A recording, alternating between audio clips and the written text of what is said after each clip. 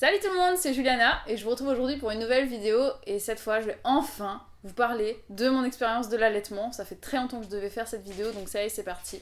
Je vais vous dire un petit peu comment les choses ont commencé pour moi. Je vous l'avais déjà dit dans une vidéo quand j'étais enceinte à l'époque, même au tout début de ma grossesse, que je comptais allaiter. Donc ça s'est fait, enfin la décision elle s'est pas prise au fil du temps en fait, c'est simplement que ça s'est été une évidence pour moi à partir du moment où j'ai été enceinte. Voilà, je me suis pas posé la question, pour moi c'était j'allais allaiter et puis c'est tout. Et ça c'était vraiment très très très important pour moi. Et pendant toute ma grossesse, j'avais vraiment une angoisse, c'était de rater mon allaitement, qu'il y ait quelque chose qui se passe et qui fasse que je doive arrêter. C'était ma plus grande peur et donc je rêvais tout le temps que j'allaitais, j'arrêtais pas de faire des recherches, de lire des choses pour me préparer à l'allaitement. Donc j'ai fait énormément de trucs, de recherches et j'ai acheté pas mal de choses. Donc je me suis acheté des petits bouts de sein, je me suis acheté mes crèmes à la lanoline, j'avais commandé mon tire-lait. Qu'est-ce que j'avais commandé encore à l'époque? Enfin, énormément de choses comme ça. Par contre, j'ai pas préparé mes seins. Enfin, je veux dire, j'ai rien fait dessus, mis à part de mettre de la crème anti-vergeture. J'avais absolument rien fait. Mais j'étais très très pressée d'allaiter. Et je comptais faire un allaitement exclusif pendant à peu près. Je compte toujours d'ailleurs. Hein, vraiment, dans l'idée, c'est que je puisse allaiter exclusivement jusqu'à ce qu'elle ait à peu près 5-6 mois, la diversification alimentaire. Et quand on va introduire les aliments, de petit à petit remplacer le sein par des biberons, mais des biberons de lait maternel que j'aurai stockés au fur et à mesure. Et puis bah voilà, dès que ce sera possible, dès que je vais m'absenter, elle aura un biberon donné par son papa ou sa mamie ou voilà les personnes qui vont la garder. Mais là pour l'instant c'est donc de l'allaitement exclusif. Ça fait 2 mois que je l'allaite. Tout se passe à merveille. Donc je regarde en bas, je sais pas si vous la voyez, c'est qu'elle est là juste à côté de moi. Donc je pense qu'elle commence peut-être à chercher un peu le sein, on va espérer que non. Donc le premier contact, il s'est fait, le premier contact de mon bébé avec mon sein, il s'est fait en salle de naissance. Donc ça a été directement en fait quand j'ai accouché. Je l'ai prise moi-même, je l'ai posée sur mon ventre. Et elle a très vite cherché le sein et elle s'est mise à téter. J'ai eu énormément de chance parce qu'elle a tété très vite, toute seule, facilement. Donc dès qu'on était en salle de naissance, elle a commencé à téter. Donc je me rappelle plus si déjà elle buvait du colostrum ou si ça sortait pas de suite, je me souviens plus. Mais je sais qu'elle a tété très vite, donc les 3 premiers jours à la maternité, quand il y a du colostrum, elle a tété sans problème, j'avais absolument aucune douleur. Et puis après, j'ai commencé à avoir un début de crevasse sur un téton. Ça a été à peu près au 3e ou au 4e jour.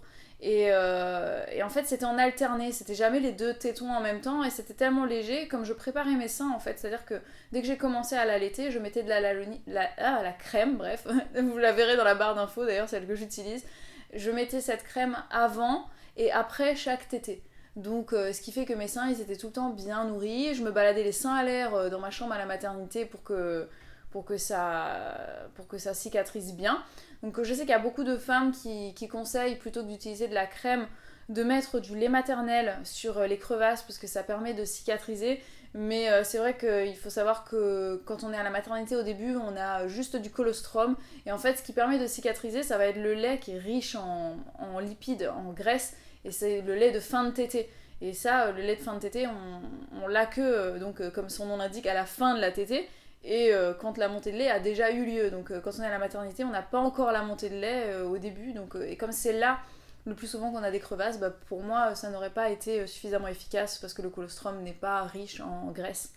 Donc je mettais de la crème. Ça a sauvé mon allaitement tout simplement parce que ça m'a évité d'avoir des crevasses douloureuses. Ce qui fait que même si j'avais un petit début de crevasse, et ben, ça ne me faisait pas mal quand elle tétait. Et j'ai eu ma montée de lait progressivement à partir du 4e jour, dans la nuit du J4 à J5, ça a commencé. Et je l'ai pas véritablement senti, c'est pas du jour au lendemain que je me suis levée avec des seins énormes tout durs. Ça s'est fait vraiment progressivement. Et le secret pour ça, enfin le secret, c'est ce qu'on m'avait recommandé à la maternité et c'est ce que j'ai fait, c'est de donner le sein à la demande. Tout le temps, aussi souvent que possible et ça permet que la montée de lait se fasse au fur et à mesure et non pas d'un coup et de donner chaque sein. tout le temps vraiment pendant qu'on donne du colostrum, de donner un sein puis l'autre, un sein puis l'autre pour stimuler la montée de lait de chaque côté. Donc du coup mes seins, la montée de lait s'est fait progressivement de chaque côté en même temps. Et puis après quand je suis rentrée à la maison, bah voilà, j'avais ma montée de lait qui était faite, donc j'avais beaucoup de lait. Elle tétait à peu près toutes les heures, voire toutes les 2 heures au mieux. Donc c'était pareil la nuit, hein, c'était toutes les 2 heures. C'est pour ça qu'on pratiquait le cododo. Donc elle était dans le lit avec nous, puisqu'il fallait que je l'allaite très très souvent. Et puis ça m'est arrivé aussi d'avoir des périodes où j'avais les seins qui n'étaient pas forcément engorgés. Donc j'ai pas eu de problème d'obstruction des canaux et tout ça, ou de seins qui... Mais ça commençait à devenir douloureux, ils étaient très pleins, très durs. On sentait quand on touchait, on sentait les alvéoles de lait qui étaient toutes dures. Ça faisait comme des boules dans les seins, ça me faisait mal. Et donc c'est là que j'ai commencé à utiliser le tire-lait. Donc le tire-lait, j'ai commencé à l'utiliser dès la 2e semaine en fait. J'utilisais le tire-lait pour sortir l'excédent. Donc comme j'avais trop de lait, je sortais le lait du début, parce qu'en fait le problème c'est que comme le sein est dur, elle n'arrivait pas à téter en fait. Elle mettait sa bouche dessus, elle n'arrivait pas à pincer le mamelon, et c'est ce qui fait que bah voilà, j'étais obligée de tirer le lait pour assouplir le sein et qu'elle puisse l'attraper et téter de manière plus efficace, et que ça la gêne moins, hein, tout simplement. Donc voilà, les 3-4 premières semaines c'était vraiment à la demande. Elle mangeait énormément, et puis vers la 4e semaine, la quantité a commencé un petit peu à diminuer, elle tétait un petit peu moins, la quantité de lait dans mes seins a commencé à s'adapter, a commencé à diminuer. Et c'est à peu près à ce moment-là qu'on a vu un consultant à l'allaitement. Donc c'était un sage-femme qui était spécialisé dans l'allaitement, on avait des questions à lui poser, donc c'était vraiment le moment idéal pour nous. Donc il nous a un petit peu rassurés, parce qu'en fait, moi j'ai souffert, c'est pas une souffrance, j'ai beaucoup de lait. En fait, je produis énormément de lait et j'ai un réflexe d'éjection trop fort. C'est-à-dire que quand elle va commencer à téter, en fait, ça jaillit dans sa bouche. Mais véritablement, c'est-à-dire que si elle enlève sa tête, ça fait des jets, on dirait un pommeau de douche, quoi. Des fois, ça sort par 3 trous en même temps, des jets de lait, quoi. Donc du coup, le problème, c'est qu'au début, ça la surprenait trop et ça l'étranglait, elle s'étouffait. Et du coup, elle pleurait, c'était compliqué de lui donner la tétée. Et mon sage-femme nous a expliqué qu'en fait, c'est tout à fait normal que le bébé galère au début, mais que voilà, il s'adapte au fur et à mesure, il développe des techniques. Donc elle, c'est pas cool, parce que sa meilleure technique dans un premier temps, c'était de retirer sa tête, ce qui fait qu'elle tétait, elle retirait sa tête, elle s'en prenait plein la figure, il y en avait partout, c'était une catastrophe, mais au moins elle s'étranglait plus. Et au fur et à mesure, elle s'adapte, et puis maintenant, bah, en fait, elle boit tout sans aucun problème. Donc si vous avez ce souci-là, vous inquiétez pas, les bébés, ils sont plus forts que nous, plus intelligents que nous, et ils s'adaptent. Et si vraiment c'est compliqué et que votre bébé refuse de téter, vous pouvez toujours essayer de lui donner le sein allongé. Ça coulera moins fort et ça permettra que ça le gêne moins, il pourra plus facilement retirer sa tête et que ça coule à côté de sa bouche, tout simplement, pour vous aider. Ensuite, qu'est-ce qu'on avait comme problème aussi? C'était son caca. Elle pleurait beaucoup quand elle avait besoin de faire caca, et nous on croyait qu'en fait elle n'arrivait pas à éjecter ses selles. Et en fait, ce que le consultant nous a expliqué, c'est que les bébés allaités ont des selles explosives, et qu'en fait ça arrive très très vite dans leur ampoule rectale, et ça les surprend, ça les gêne, ça peut leur faire un petit peu mal même, presque, et que en fait comme c'est des sensations nouvelles, ça leur fait un peu peur, et du coup ils retiennent en fait, ils serrent les fesses, et ils retiennent pour pas que ça sorte. Et le problème, c'est qu'il y a tellement de pression que ça leur fait mal au ventre, et finalement après, bam, ça sort en explosion, et puis bah, après ils sont soulagés, quoi. Mais bon, il fallait gérer ça, mais il nous a dit que c'était tout à fait normal. Il nous a aussi dit que vers 3 semaines, apparemment, il y a beaucoup de femmes qui arrêtent d'allaiter, qui abandonnent l'allaitement, parce qu'elles ont l'impression de ne plus avoir suffisamment de lait. Et en fait, ce qu'il y a, c'est qu'à ce stade-là, il y a souvent un pic de croissance, et les bébés demandent beaucoup plus le sein, donc on peut avoir l'impression qu'on n'a plus assez de lait. Ça n'a pas du tout été mon cas, parce que j'ai toujours eu beaucoup trop de lait même, mais apparemment voilà, ça arrive qu'on ait l'impression de ne plus avoir assez, mais on a toujours assez, simplement qu'il faut laisser le bébé demander le sein pour le stimuler, pour que la production soit plus importante, s'adapter. Donc voilà, essayer d'être patiente, ça va bien se passer, vraiment il n'y a pas de raison que ça se passe mal. Et pareil, j'avais l'inquiétude de savoir si elle mangeait trop, parce que des fois elle vomissait, et que parce qu'en fait, ce qu'il y a, c'est qu'un bébé a besoin des fois du sein comme apaisement et pas seulement pour se nourrir. Donc il cherche un petit peu le sein comme une tétine, comme un réconfort. Et moi, j'arrivais pas au début, quand elle avait 3 semaines, à savoir si elle voulait le sein juste pour manger ou juste pour se réconforter. Et je me disais, faut pas que je lui donne tout le temps, parce que si je lui donne alors qu'elle a pas faim, elle va manger et puis après elle vomit. Et le consultant, il nous a expliqué qu'en fait, c'est normal, les bébés, au début, ils savent pas s'ils ont faim ou pas, ils savent pas ce que c'est que la sensation de la faim, ils se réveillent, la seule chose qu'ils veulent quand ils se réveillent, c'est d'être au sein. Donc on les met au sein, et puis au fur et à mesure, eux-mêmes, ils vont se rendre compte de ce qu'il faut faire pour stimuler la montée de lait, et de ce qu'il faut faire pour que le lait ne vienne pas. Et au fur et à mesure, ils arrivent à faire la différence, ils prennent le sein... et ils tètent pour manger, ou alors ils tètent pour tétouiller, et puis après nous ce qu'on a commencé à faire c'est lui donner la tétine, et puis elle prend la tétine quand elle a besoin juste de réconfort, et puis le sein quand elle a besoin de manger. Et l'allaitement c'est vraiment un apprentissage qui se fait au fur et à mesure, la maman elle apprend à comprendre les besoins de son enfant, l'enfant apprend à comprendre le sein de sa maman, les seins apprennent à comprendre les besoins du bébé, donc vraiment c'est un apprentissage ensemble. Voilà, c'est vous et votre bébé, donc ayez confiance en vous, ayez confiance en votre bébé. Le bébé, il sait ce qu'il fait, il sait comment faire pour que ça se passe au mieux. Et il faut juste être à l'écoute et puis avoir confiance en soi, quoi, et tout se passe bien. Après, il y a un truc très très important qu'il nous a dit et qui m'a servi après. Il nous a parlé, en fait, de la couleur du caca du bébé. C'est très très important quand on allaite, parce qu'il disait que le problème des femmes qui produisent énormément de lait, c'est que il peut y avoir un problème de sel du bébé, c'est-à-dire qu'en fait ça arrive très souvent qu'il y a tellement de lait qu'en fait le bébé il va boire que le début de tétée, et après il va s'arrêter et il aura plus faim parce qu'il y en a tellement qu'il s'arrête, et du coup il s'arrête alors qu'il n'a pas encore bu le lait de fin de tétée, c'est-à-dire le lait qui est riche en lipides, qui est bien nourrissant, le lait qui va le faire grandir, grossir et tout ça.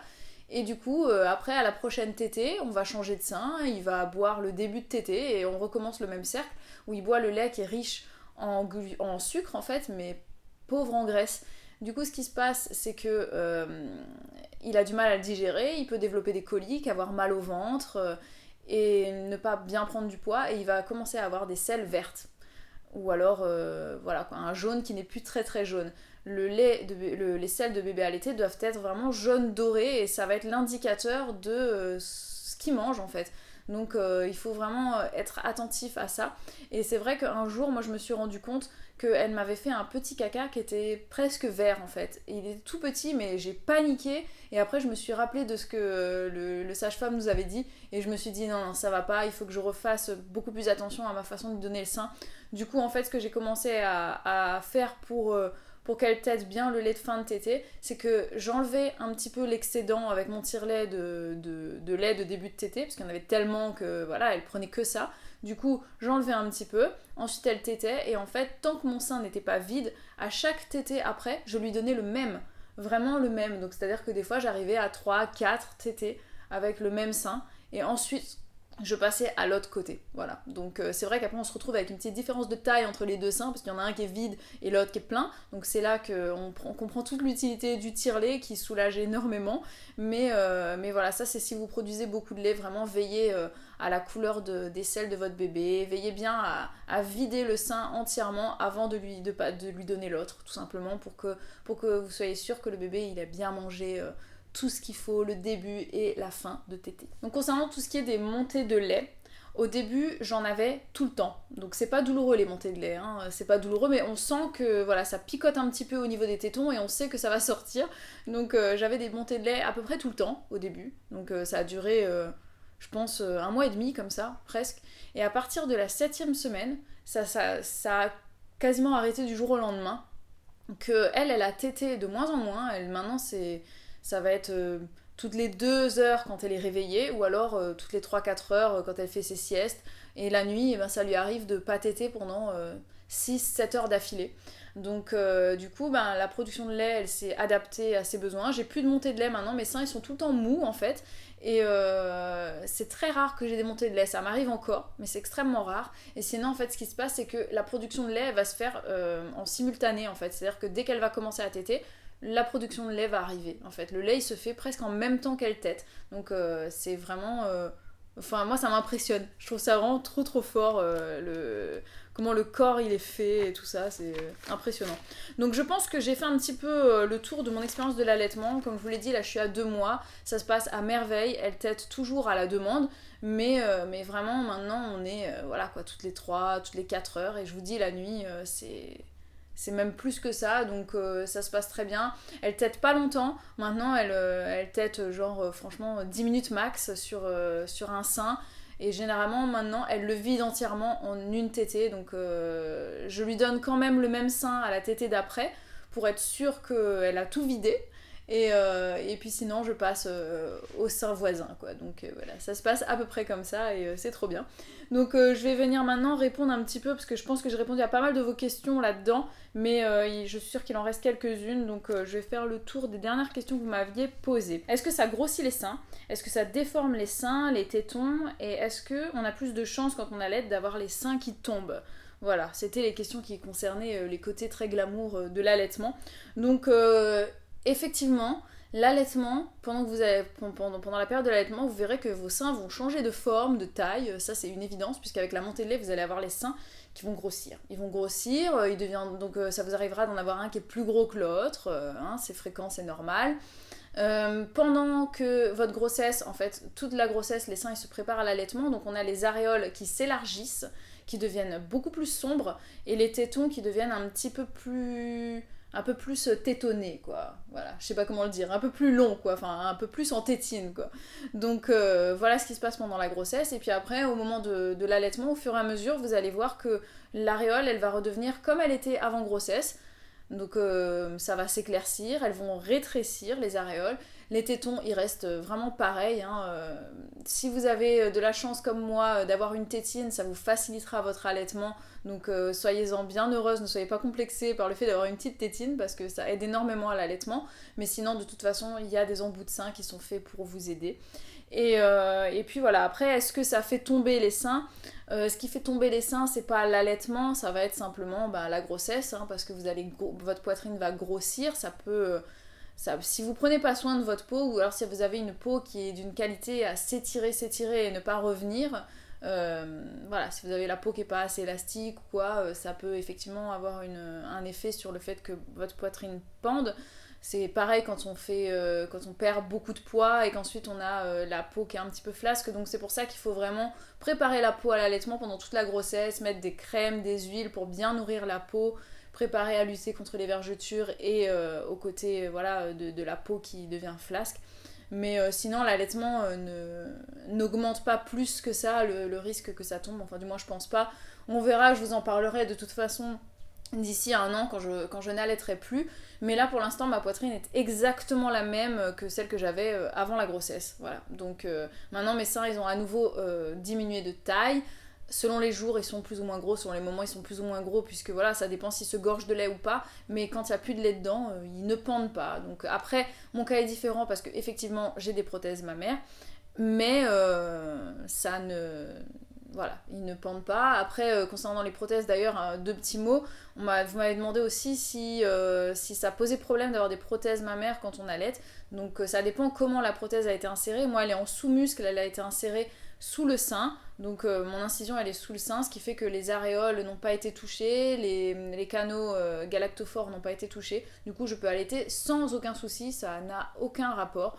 Donc voilà, il n'y a pas de problème, ça crée pas une trop forte pression. Ce qui crée une trop forte pression, c'est la quantité de lait et non pas la prothèse. Donc ça, c'est une question qui m'avait été aussi posée. Est-ce que j'utilise un coussin d'allaitement? Donc quand j'étais à la maternité, effectivement, j'utilisais le coussin d'allaitement pour allaiter en position ballon de rugby. Donc elle était comme ça sur le côté, et puis je lui donnais le sein qui était là, quoi, à côté d'elle.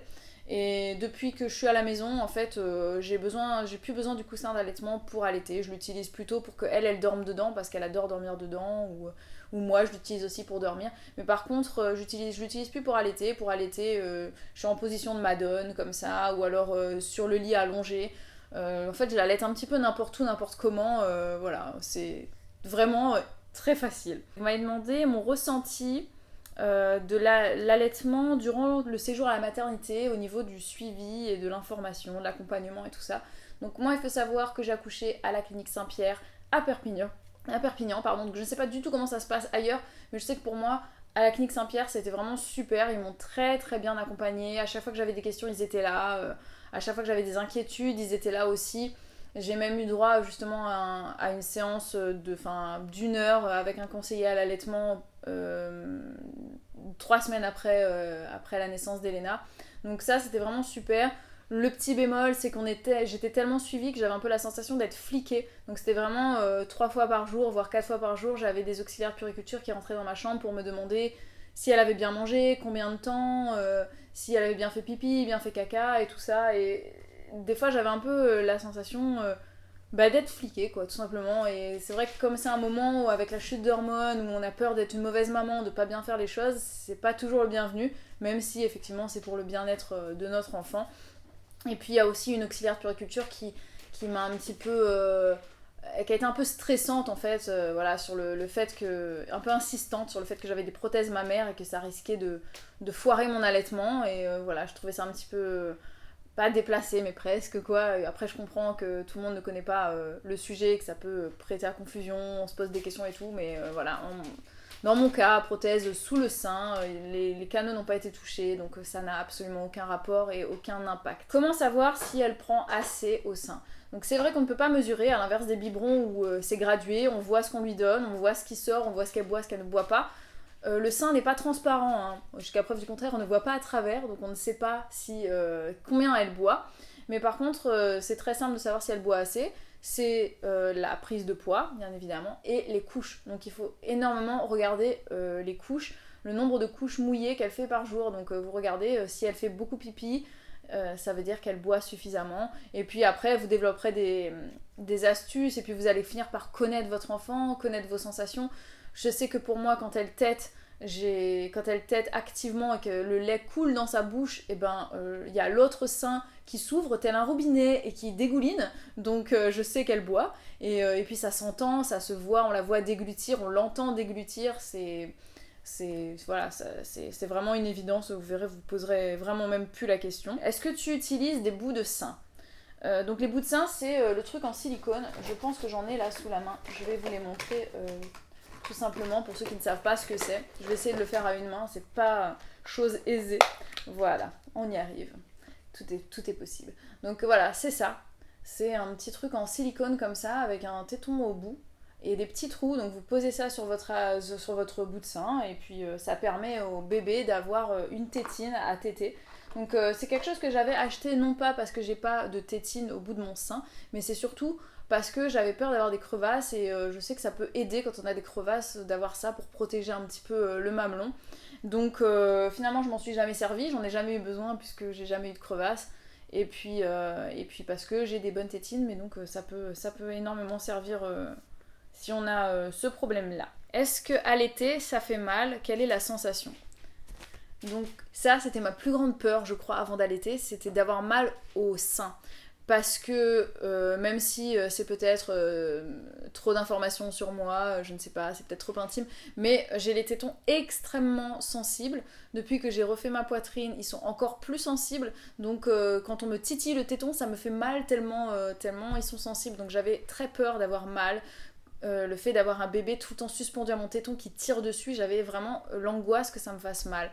Et en fait, ça ne fait pas mal du tout. Au contraire, c'est même agréable parce qu'on sent que le sein se vidange, quoi. Donc ça soulage le fait d'allaiter. C'est une sensation qui est extrêmement agréable de regarder son enfant quand on lui donne à manger, qu'il y a vraiment ce contact qui se fait dans les yeux. C'est quelque chose de magique et de pas descriptible. Et ça ne fait absolument pas mal.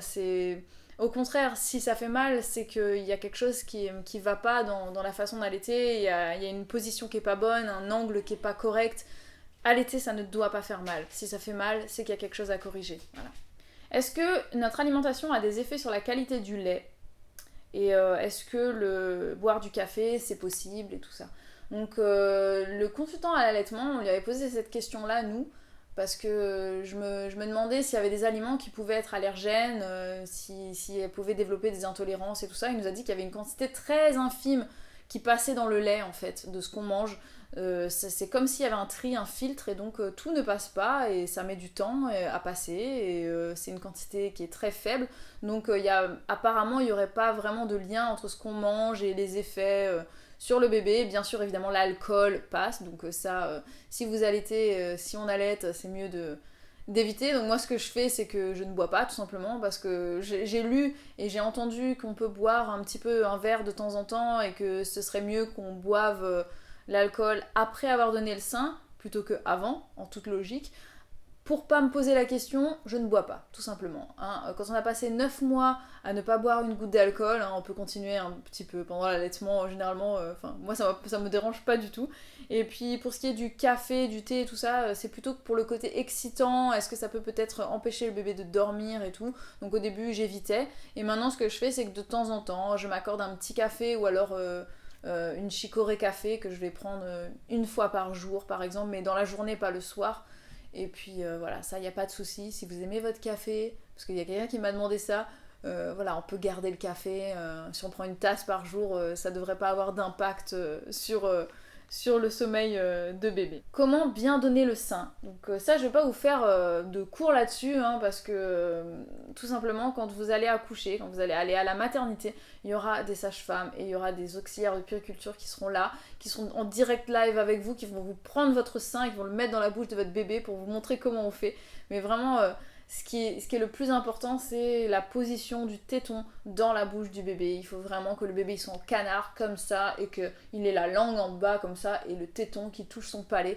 Voilà, c'est un peu technique, on a l'impression, moi je me rappelle que quand j'avais regardé des vidéos explicatives là-dessus au début, je me disais mais c'est super technique, si je le mets un angle un petit peu trop vers la droite, un petit peu trop vers le bas, ça va être compliqué, quand je serai en public, comment je vais faire pour lui donner le sein, parce que je pourrais pas regarder, j'aurai un voile sur moi et tout ça, mais en fait c'est au début que c'est un petit peu compliqué, au début on prend nous-mêmes le sein pour le mettre dans la bouche, et puis après le bébé lui-même il sait tellement bien faire que moi quand j'ai du monde autour de moi, je mets mon lange au-dessus et puis je baisse mon soutien-gorge, je la mets sur le sein, elle trouve elle-même le sein, hein. Même dans le lit elle le trouve, elle le prend de la bonne manière, c'est un apprentissage qui se fait sur les 2 premières semaines, après c'est finger in the nose. Comment gérer le temps de téter à chaque sein pour éviter la différence de taille entre les 2 seins?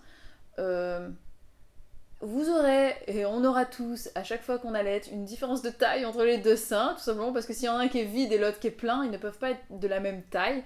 Donc au fur et à mesure, la différence, elle est moins importante, puisqu'on produit moins de lait. Mais voilà, c'est comme ça, c'est la vie. Hein. Après, comment gérer le temps de téter? C'est simple, hein. Tant que le sein il n'est pas vide, continuez de donner le sein du même côté, c'est ce qu'il y a de mieux pour que le bébé prenne tout, quoi, tout du lait. Et puis voilà, hein, la différence de taille, bon bah tant pis. Hein. Ce qu'on peut faire, c'est mettre des coussinets dans le sein qui est plus petit pour donner l'illusion qu'ils sont de la même taille. Mais bon, généralement, on s'en fout un peu, hein, c'est un détail. Est-ce que tu utilises des coussinets d'allaitement lavables? J'utilise des coussinets d'allaitement lavables exclusivement quand je sors, parce que c'est pas non plus donné, hein. Donc moi je me suis fait un stock de lingettes lavables qui sont très moches et dégueulasses que j'ai cousu moi-même et que j'utilise pour les mettre dans mes soutiens-gorge à la maison. Et quand je sors, je mets les coussinets qui sont un peu plus esthétiques et qui se voient pas sous les vêtements. Mais voilà, si je devais utiliser des coussinets d'allaitement lavables, j'en aurais besoin de vraiment beaucoup trop, parce que je produis tellement de lait que voilà, quoi, je déborde tout le temps, j'en ai tout le temps plein. Et ce que j'ai fait, c'est que même à un moment donné, je suis rendue au stade où il faut que j'économise les lingettes lavables, parce que je me retrouve à court au bout de 2 jours, j'ai plus de lingettes alors que j'en ai tout un stock. Mais donc ce que je fais, c'est que de temps en temps, j'utilise carrément un petit gobelet, quoi, ou un verre, et puis pendant qu'elle tète, eh ben, j'ai un verre sous le sein de l'autre côté, quoi. Mais ça je le fais que à la maison, hein, bien évidemment je vais pas le faire en public.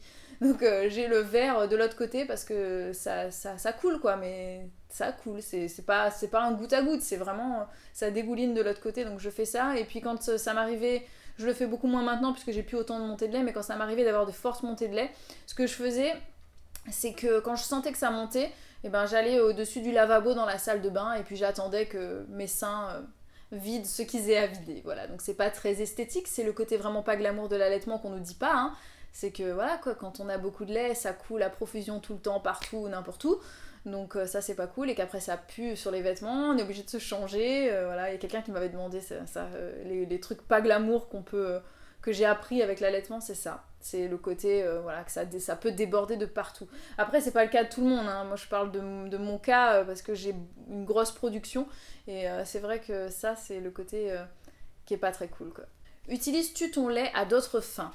Donc, je l'ai déjà goûté, hein, mon mari aussi, il paraît que c'était très bon, et moi je peux le dire que j'avais trouvé ça bien sucré, c'était pas mauvais. Mais non, on l'utilise pas pour la cuisine, on fait pas de gâteau avec, on fait pas de yaourt, on fait pas encore du fromage avec, hein. Pourtant j'ai le stock, hein, on pourrait faire plein d'expériences, peut-être un jour, qui sait. Mais pour l'instant, je l'utilise, la seule autre utilisation, c'est que je vais la mettre sur une lingette, et je vais mettre ça sur sa peau, si par exemple je trouve qu'elle a un petit peu des petits boutons, ou des rougeurs, ou des choses comme ça sur le visage. Mais c'est tout, c'est la seule utilisation que j'en fais. Et enfin, la dernière question, et pas des moindres, comment le papa vit-il l'exclusivité, et comment pallier au fait que, voilà, pour pas qu'il ne se sente exclu? Babou, je t'invite à venir répondre à la question, s'il te plaît. Ting! Hey! Magie de la télévision. Donc, vas-y, je t'en prie, hein, réponds. Comment vis-tu l'exclusivité? Y a pas de... Je peux pas m'asseoir là, je suis... Mais c'est pas grave. L'exclusivité. Wow. Comment vis-tu l'exclusivité? Honnêtement, je pense que je la vis bien. Parce que je considère pas ça comme une exclusivité. Parce que l'allaitement dure quoi, 10 minutes, enfin... Oui. 10 minutes, 15 minutes. Il y a tellement d'autres choses à faire avec un bébé que... Vas-y, tu peux le dire, hein, ce qu'on peut faire avec un bébé. Qu'est-ce que tu fais? On marche avec un bébé. On marche, on Oui. fait les 100 pas. Oui, nous on fait ça. Moi, avec je fais elle les pour 100 la pas. calmer, ouais. On danse avec un Ouais, bébé. c'est vrai. Après, il y a les couches, le bain, tout ça. Bon, ça, on le fait à deux. Enfin, on a une routine, hein, pour ça. Mais l'allaitement, non, c'est pas... Enfin, je trouve que c'est pas un argument de dire que le papa est exclu. Je trouve que c'est pas un argument valable. Parce que le papa est pas exclu. Ouais. Voilà. Et puis en plus, ça arrive très souvent que tu me la donnes parce qu'elle a faim. Donc à la limite, même c'est comme si tu participes au fait que ça y est, elle a faim, c'est moi qui sais qu'elle a faim et qui vais lui donner à manger. Même si c'est pas toi qui lui donne à manger, Ouais. tu l'emmènes quand même au resto, quoi. Exactement. Voilà. Et puis à la limite, Je l'emmène à on peut table. dire que pour la femme, il y a un côté un peu, je suis le resto, quoi. Et c'est tout, quoi. Hein. J'en ai juste un garde-manger. Hein. Il n'y a pas quelque chose de... On vole rien à l'homme, hein, quelque part. Et puis... Non, il n'y a pas d'exclusivité. Honnêtement, je trouve qu'il n'y a pas d'exclusivité. Donc tu te sens pas exclu. Je me sens pas exclu. Ciao! Voilà, j'espère que cette vidéo vous a plu, que j'ai répondu à l'ensemble de vos questions. Donc si vous en avez d'autres, je vous répondrai dans la barre de commentaires. Et puis on pourra peut-être faire un point sur comment ça se passe d'ici 6 mois pour voir si j'allaite toujours, pour parler un petit peu de l'intégration des aliments, la diversification alimentaire, etc. En attendant, je vous fais des très gros bisous. N'hésitez pas à commenter la vidéo, à la partager si vous l'avez appréciée, à vous abonner à ma chaîne si ce n'est pas déjà fait. Et à très vite pour de nouvelles vidéos. Ciao ciao!